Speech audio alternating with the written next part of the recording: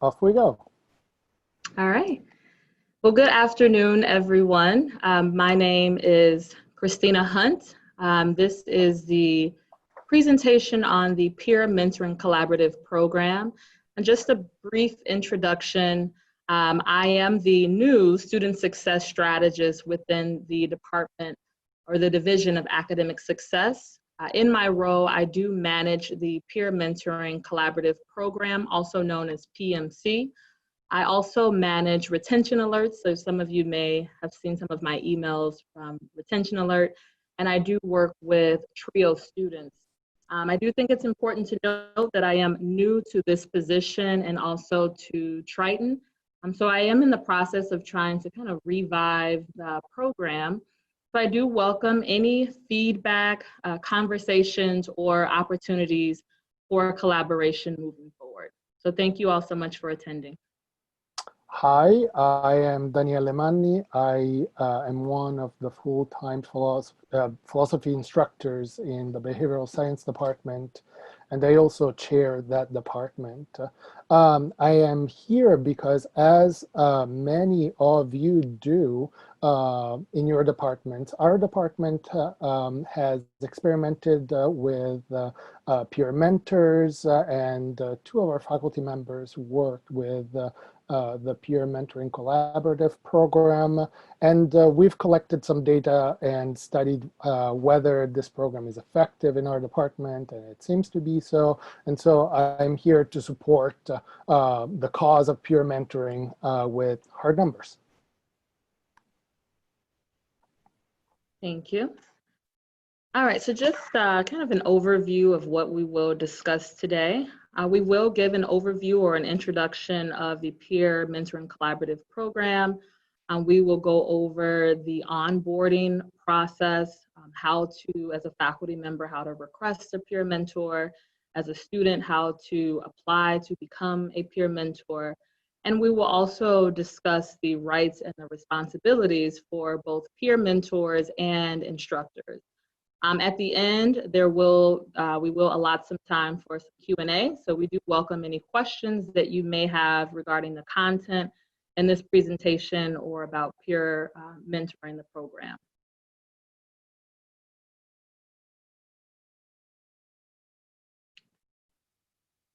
All right, click to the next one.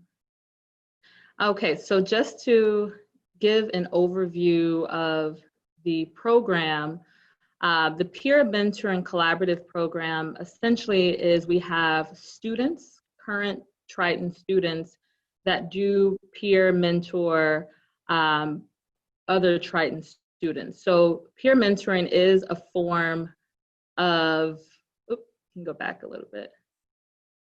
It is a form of mentorship that usually takes place between a person who has lived through a specific experience and a person who is new to that experience.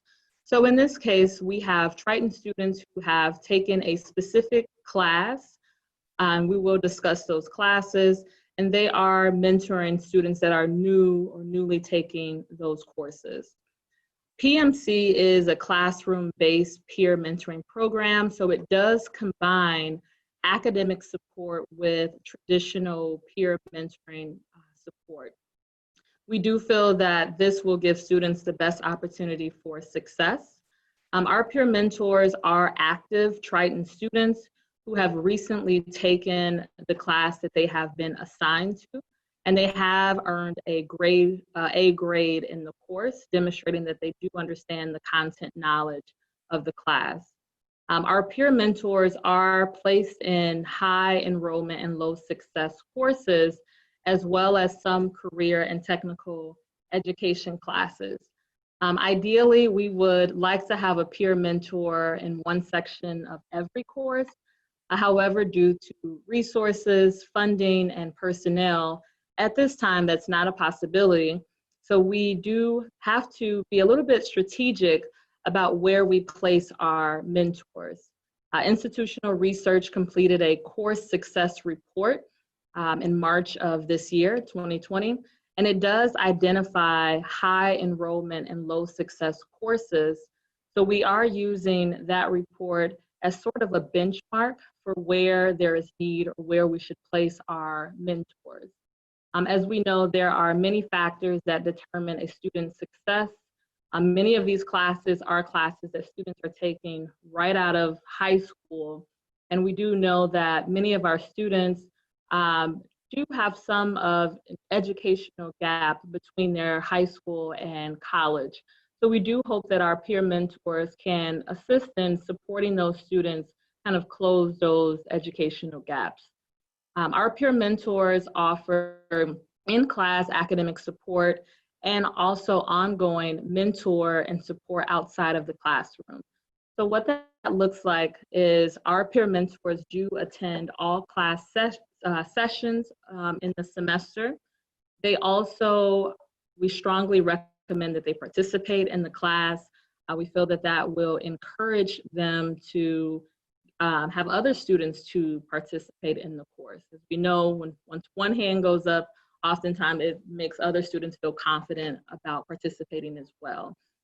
They do also hold office hours weekly, and they do work with the instructor of the course to coordinate study sessions. So if there is an assessment or an exam that is coming up, they do coordinate with the faculty to talk about what topics they should discuss in those study sessions.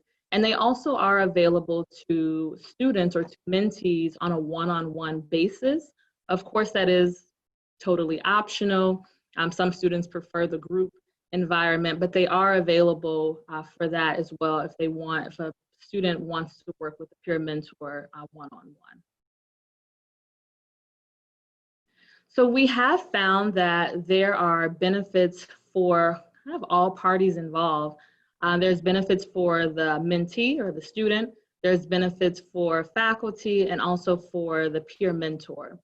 As mentioned, our peer mentors do offer academic support. So they are assisting in deepening the students' understanding of the course content of the knowledge in the class. Also, they do assist in developing and strengthening students' soft skills, or these non-cognitive skills that many of our students, especially when they're right out of high school, they need to build. So they're assisting with building their confidence, also their time management skills, and they're also a resource for the student to kind of know where and how to navigate college. And lastly, for the mentee, they do assist in building the student's connection to Triton. As we know, many students, if you feel a sense of belonging, you are more motivated to persist. So again, our peer mentors are students, so you kind of, you know a familiar face, you have someone that's been through a very similar experience. For the faculty, it has shown that having or hosting a peer mentor does improve class success rates. We will go a little bit further into that and give some specific examples. And then for the peer mentor, as mentioned, our peer mentors are Triton students. So this is an amazing opportunity to build some professional experience.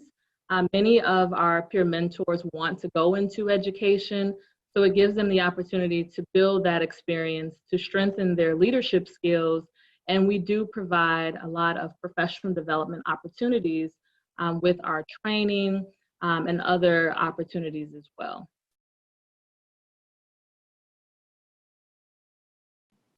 So one of the targets of this presentation are CTE students and the effects of peer mentoring in social and behavioral science classes for CTE students. As several of you know, CTE students are required to take 6 credit hours during their career at Triton in order to satisfy social and behavioral science and humanities and arts requirements. And usually those classes are taught in my department through anthropology, philosophy, psychology, or sociology credits. In my department, 2 faculty from Sociology 100 courses, or 2 faculty who usually teach those courses, have experimented with peer mentoring since fall 2018. And here I'm reporting some data that can give you the microscopic view of what CTE students, or how CTE students perform in those sociology classes, and can help you compare the performance of the general student population in sociology classes without peer mentors. And here I'm referring to the left and the central charts. And then we'll compare those numbers briefly to the performance of sociology students the performance of Sociology 100 students in classes with peer mentors. So I'll just briefly explain the terms. When we talk about total TAMs in the course, is number of total students who have registered for those courses in those semesters. When we talk about retention rate, is the number of students who have completed that those courses, those sections of Sociology 100 with an completed that course with an A, a B, a C, a D, or an F. So we do not take into account all those students who have withdrawn from the sections. And then finally, when we talk about success rate, we are identifying those students who have passed the course with an A, a B, or a C. The last column, the last column in each chart, the one that states success rate over retention rate, is a measure to establish how many among those students who have in fact completed the course are passing the course with a grade of C or higher. So I'll draw your attention very briefly to some numbers. If you look at the retention rates, it looks pretty similar between the achievements of CTE students in Sociology 100 courses and the general student population in Sociology 100 courses without peer mentors. But then when you look at the performance in terms of retention rate of students, or said otherwise, how many students complete courses when those courses have a peer mentor paired to them, we see those percentages going high, increasing significantly. Now, I'll concede that the numbers here are very small and our data sample is very small, but it seems a pretty clear indication nonetheless. Something similar goes on with the success rate. It's not as clear. The data seems to be comparable to the retention rate data, especially for semesters fall 2018 and spring 2019, but it doesn't quite prove the same for fall 2019. And of course, we would need more data in order to show that the trend is set in favor of Sociology 100 classes with peer mentors. One item that I find is interesting is the following. So if you look at spring 2019, there seems to be a discrepancy between the performance of career and technical education students in Sociology 100 courses and the general population of students who are enrolled in Sociology 100 courses without peer mentors. And that refers especially to the success rate. It seems to be that that semester, CTE students have, on average, performed better than the general student population in Sociology 100 courses. And possibly one way of explaining that is by means of, or referring to Sociology 100 courses with peer mentors, and this is what I have in mind. If you look at the total number of attempts in the central chart, there are 205 students, or there were 205 students who attempted the general courses in that semester. And there were 120 students who attempted a peer-mentored Sociology 100 section in that semester. That means that there were roughly more than 1/3 of every student enrolled in Sociology 100 in spring 2019 was in a section with a peer mentor. And that may be reflected in the higher achievement for CTE students. Said simply, what I mean is this. Those CTE students who enrolled in a Sociology 100 section in spring 2019 had a higher chance of being enrolled in a section with peer mentors. And that might then compare to the other semester. And that might have resulted, of course, this is just hypothetical, but that might have resulted in a greater success rate for those students.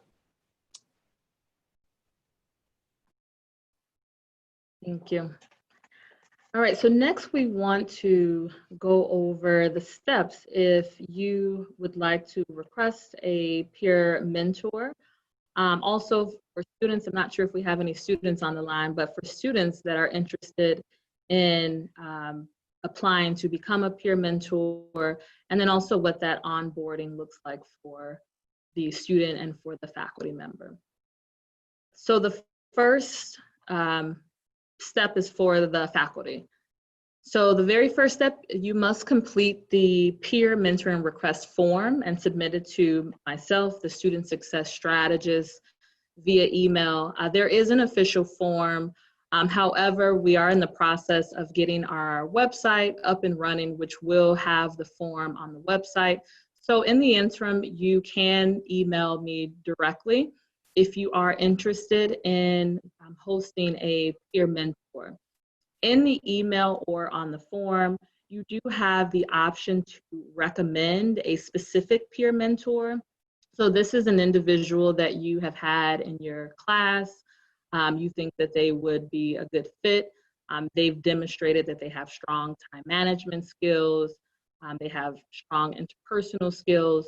You can indicate a specific peer mentor on the request form, or if you don't have a specific student in mind and you would like a student to be matched with your course, you can indicate that as well.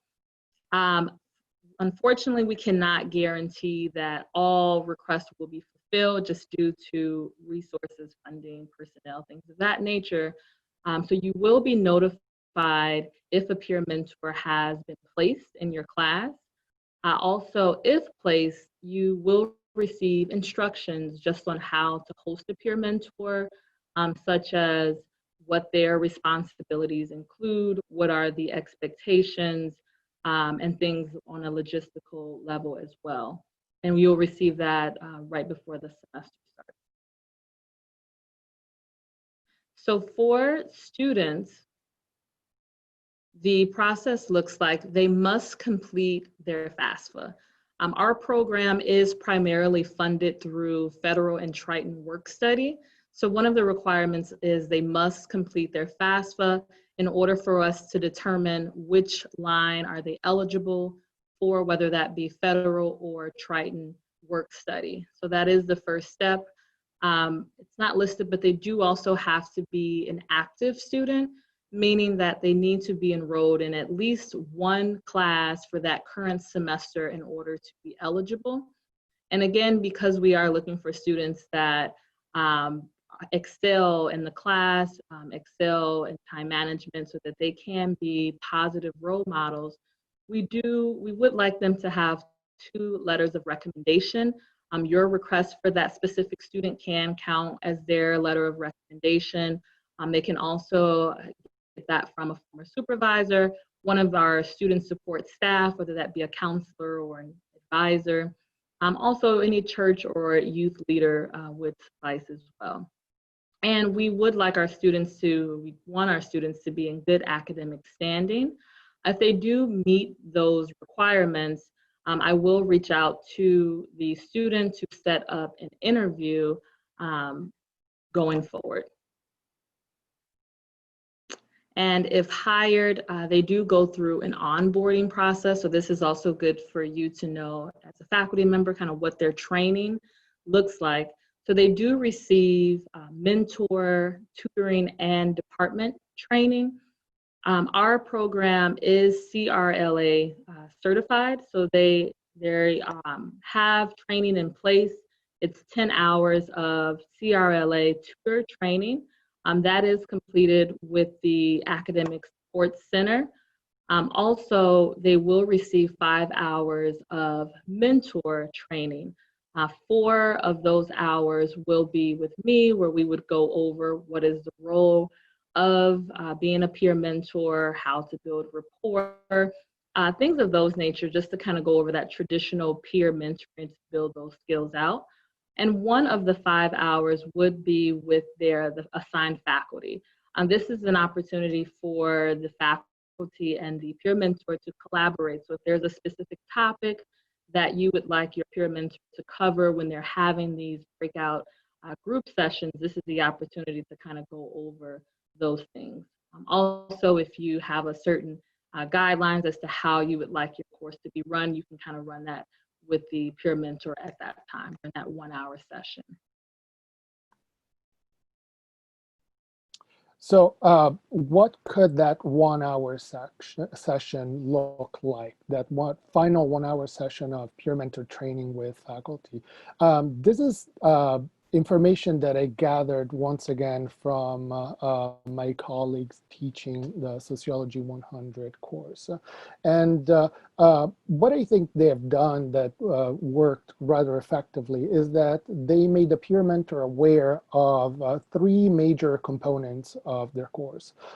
First off, peer mentors were aware of course policies, and this has meant that peer mentors could keep their mentees abreast of due dates or procedures for the classroom.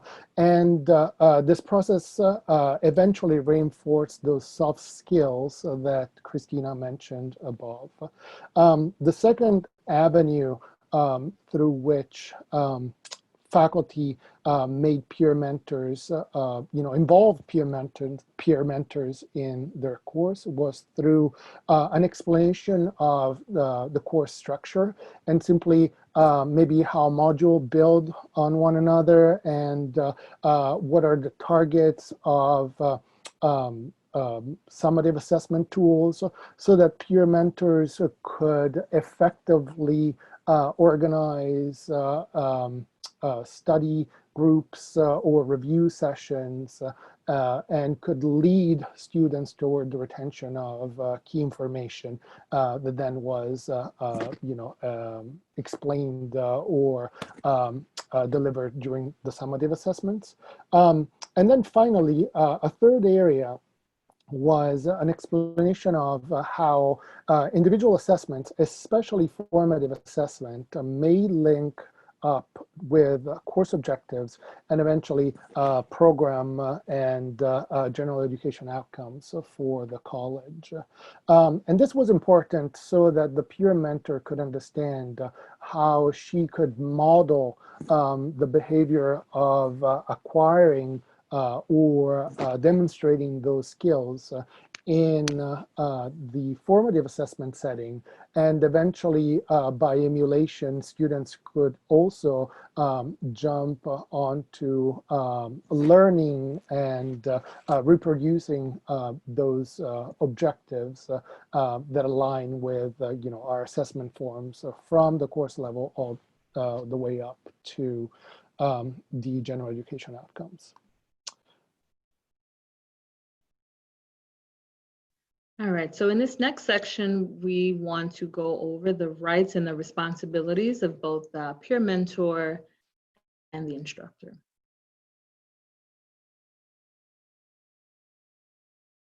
Okay, so for the peer mentor, again, we have to be mindful that our peer mentors are students, they're Triton students. They are also employees of Triton, so fair treatment, knowledge and understanding of job expectations. Their rights include provided the tools to do their job effectively. These are all things that our students should be afforded. As far as responsibilities, our peer mentors do serve as an advocate for our mentees, protecting the rights and the interests and the needs of their mentees. We want them to be their advocates and also to help them advocate for themselves, to build those skills as well.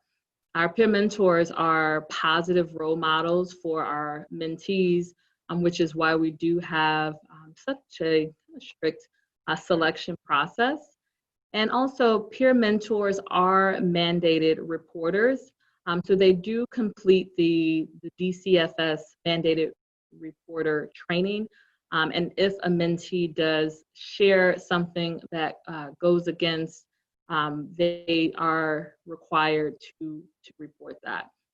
And lastly, our peer mentors do have the responsibility to adhere to the job duties as outlined in the job description, which includes, attending every class session, holding those office hours, as well as those breakout study sessions as well.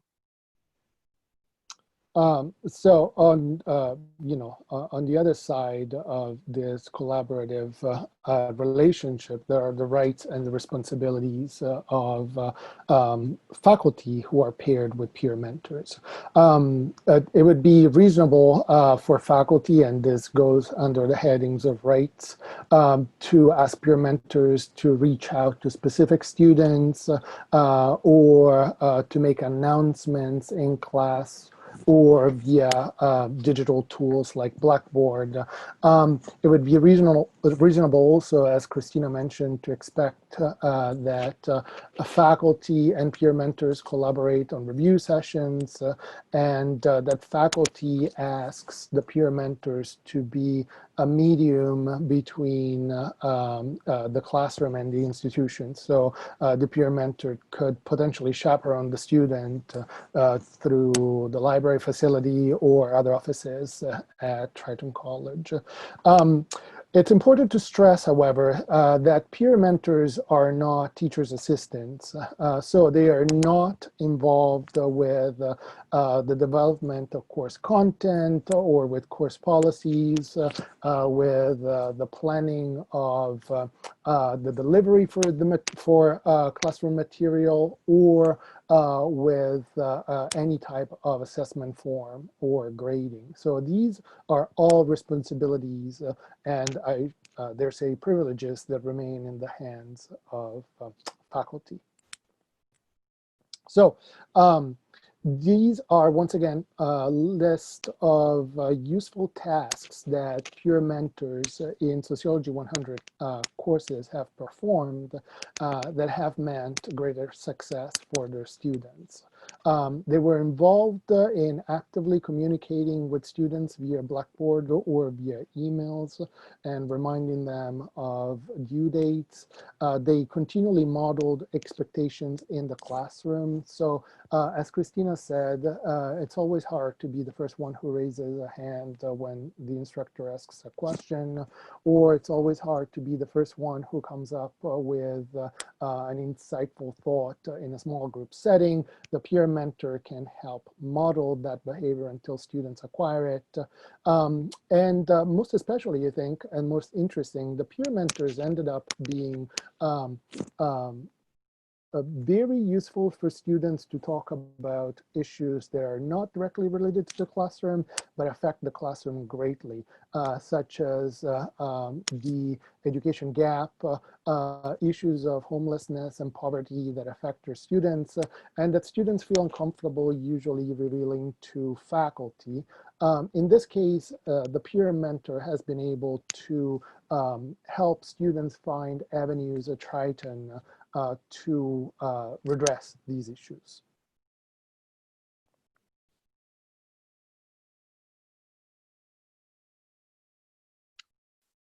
All right, so that concludes our presentation. And as mentioned, we wanted to allot some time for questions. So I don't know if there is a raise your hand option. We can raise your hand and Daniele can unmute you. There, I see a hand. So Christina, there was a question in the chat regarding FERPA training for peer mentors. Great question. So yes, I do have an outline of those 4 hours that students have for mentor training, and FERPA is listed along with the DCF. So we kind of put that together in the hour. So yes, the FERPA training is included. And one more question from the chat concerning possibility for students to join the peer mentoring program if they do not qualify for work study. Yeah, so we do have 2 lines of work study. We have the federal, which is your traditional FAFSA. You have to be eligible through FAFSA. However, we also have a Triton work study, which you do not have to be, actually the first students have to be eligible, or we see if they're eligible through federal. If they're not, then we do look at the Triton work study as an option for students that are not eligible for FAFSA work study. So there are options for students that are not eligible for FAFSA. But in order to find out that they are not eligible, they have to do their FAFSA so that we know that they can't get the federal work study, so that we can then look to the Triton work study. So there was another question about faculty being notified when they are paired with a peer mentor. Asia, who is one of our faculty in the English department and has had peer mentors in their classes, that sometimes she's notified or she meets the peer mentor on day 1 of classes. So that is not ideal. On the current peer mentor request form, there is an option where you can select how far into or not into your class you prefer a peer mentor. Due to a lot of our work is tied into financial aid and work study, it does put somewhat of a delay. For example, a student has to have a complete FAFSA file before their first day. So if they need to submit any additional documents, their parents' W-2s, it can put kind of a halt on them officially being placed. So in the past, that has been an issue. We are currently reaching out to students now to get the process started. But yeah, unfortunately, that is not ideal. We want students to be paired at least a week or 2 before the session starts, but due to most of the time financial aid concerns and not having everything turned in, there is a delay. But if you are interested, you may want to indicate you prefer to have your student at least a week, and we know not to pair a student for your class if that is a concern. Christina, I don't know that you can see the chat, but if you can, there are a couple of follow-ups from Asia, and then I think we can get to a different theme, which is the amount of hours that peer mentors can work. Okay, so since we just went with Asia, I'll continue. I never requested a mentor. It was assigned, and in my 3 of my 4 experiences, they just appear. Also, is there a way to get them enrolled in Blackboard? Can add people, but only as TAs, which gives them gradebook and editing access. Can they join as students? I'll tackle the Blackboard bit. Okay. Do you want me to go ahead and take care of that? Or? Well, just to go first, so I am new to the position. So unfortunately, if things have happened in the past, I don't have much context. The individual that was in this position previously has been gone for about a year now. So this position has been vacant. My understanding, our dean, which is Dean Hillary, she has been kind of filling in. So I'm not sure if something slipped between the cracks. But usually the process going forward will be you do need to request a peer mentor. If you are in a class that we think it would be a good fit, I may reach out to you. But there will be some type of communication prior to someone just showing up for your class. So on the Blackboard question from Asia, I know that Erin from the CTE is in this group, and maybe she has fresher or more accurate information in this regard. But Asia, you can add, you have the administrative power in your shell to add people to, that is to say individuals to the shell, and select in what capacity you add them. You know, when you are on your Blackboard shell, on the left-hand side menu, you can click users and groups, and then users, and then add user. And as you add a user, you can decide whether it will be another instructor, a TA, or perhaps just a student with no administrative privileges. Thank you. So I do see a question from Jennifer. Are students only a peer mentor for one section, or can it be for multiple sections / departments? What is the commitment on the student side as far as hours go for one section? So, so in kind of their description, their job description, they are required to attend all sections of all sessions of the class. So that's about 3 hours there. Also, they do have to complete at least a minimum of 2 to 3 hours of office hours weekly. And they are required to host the study sessions, whether that be group or one-on-one, which is about 2 to 3 hours. Our program allows up to 20 hours for peer mentors.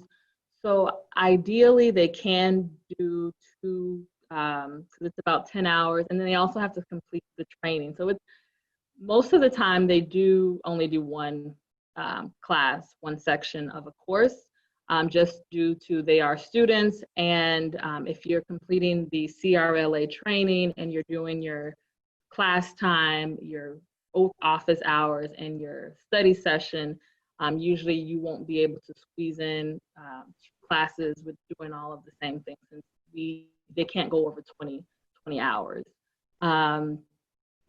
Did I think Andrea had kind of a similar question. Okay, so yeah, so it's 20 hours. Generally, most of our peer mentors do anywhere from 10 to 15 hours. We've had a couple that hit the 18 to 20 mark, but usually they're anywhere from 20 or 10 to 20 hours per week. So, and that's the thing I was wondering if you guys were going to talk about, and probably if I look back through these slides, you're going to have it there, is how you anticipate doing this in a virtual environment. Yeah, so that's a great question. Well, one, Workstudy is, we're trying to figure out what's going on with Workstudy. As you know, Workstudy is for students that work on campus, but are we going to be on campus in the fall? So everything is kind of on hold due to COVID. We do hope that we will be able to have peer mentors in the fall, whether that be virtually, working in the core shell, attending the classes, offering their support. But we are kind of ironing out what that looks like. And then also giving peer mentors now adding or figuring out how we can combine training on, Blackboard, how to operate virtually. So of course, this was not planned. I'm new in the role, so it's a lot of moving parts, but we are looking into that now. All right. I don't mean to stifle the conversation, but I am noticing that we have only a couple of minutes left. There's a comment by Mike Rosanova and Christina. I think you and I might want to close the session in a couple of minutes. Yeah, so I'll read Mike's comment. Catherine Matson has some wonderful icebreaker exercises that use Zoom breakout rooms to connect students with each other and allow students to develop online friendships. My own experience with my peer mentor indicates that the peer mentor can follow up and increase students' sense of connection. Catherine Matson's suggestions have the advantage of embedding the student-to-student connection directly within the course. So yeah, I have seen that, is it Kahoot? Kahoot, I think that's the name of it, where you can do ice breaking breaker sessions. They have games just to, you know, build some camaraderie. Yep, there we go. Thank you, Aaron. Kahoot. We in Trio, we do weekly check-ins with our students, and we do Kahoot games, and the games are embedded into the app. So you just kind of select which one you want to do. And it was pretty fun. So that's a good suggestion. But I know that we are closing out, and I want to be respectful to everyone's time. So we have some thank yous. And maybe we should just remind everybody that Christina is our new student success strategist. And Christina, do you want to share your contact information perhaps? Yeah, sure. So I'm the new student success. I'm over the peer mentoring and also retention alert. So if you have any questions related to those two programs or systems, you can reach me at Christina Hunt, and I'll put it in the chat as well. But it's Christina Hunt at Triton.edu. And I'm Daniele Manni.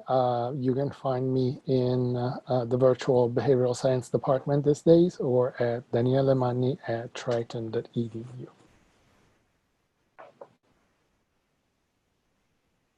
All right, thank you so much, everyone, for attending. We appreciate it. If you would like to get this presentation, I can forward it to you. If you have any questions, you can contact myself or Daniele with any questions pertaining to the content in this presentation. Thank you, and I hope everyone enjoys the rest of your day and stay safe and healthy out there in the midst of COVID. Bye, everyone.